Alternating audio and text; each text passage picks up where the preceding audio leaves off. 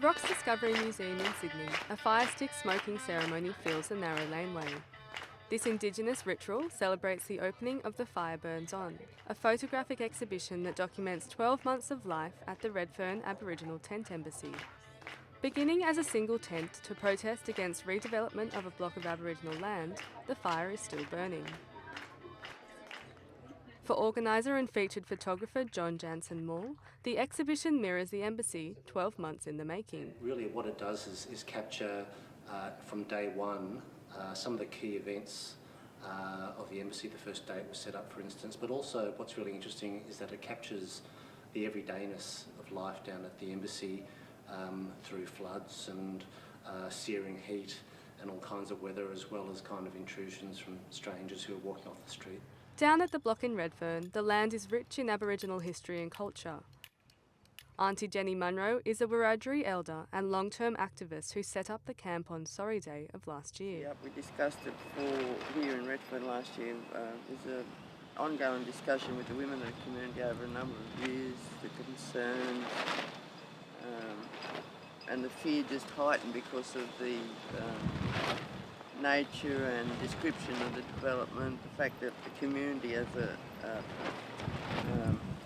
a distinct and legitimate group here were never involved in the decisions about what would happen on the block, was part of that fear.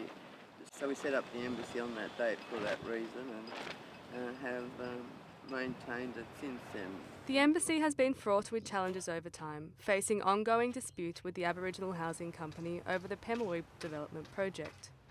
But for many of its residents, life in the community is business as usual. People have come and gone during the 12 months we've been here, hence the change, the growth and the evolution of the camp over that time. So I think it's a demonstration. The camp itself, I think, is a microcosm of who and what we are as people. For Michael Homek, a doctoral candidate at the University of Technology Sydney, the importance of this unique space lies in its community presence. The block and Redfern is a significant contributor to Indigenous presence in Redfern and in Sydney. From my perspective, Indigenous communities still have certain values, or they do certain things that are tremendously positive in terms of getting to know people, knowing people in your local area, things like that, that is maybe lost in some inner city areas. But this representation of the embassy is often left ignored.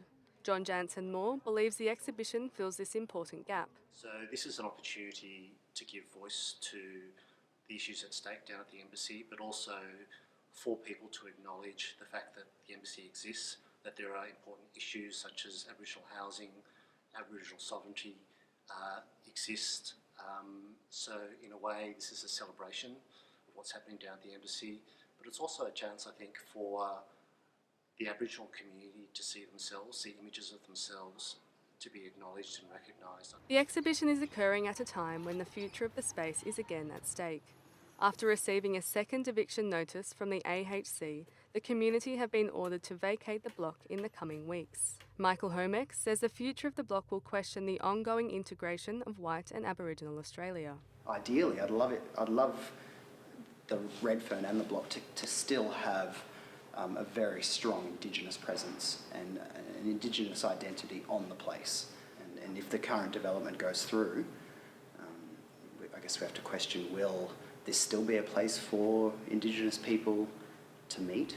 But its inhabitants are defiant in their stance and place. I'd like to think the fire will burn forever as long as our people will walk on our land. Brancatisano, Ananas magazine.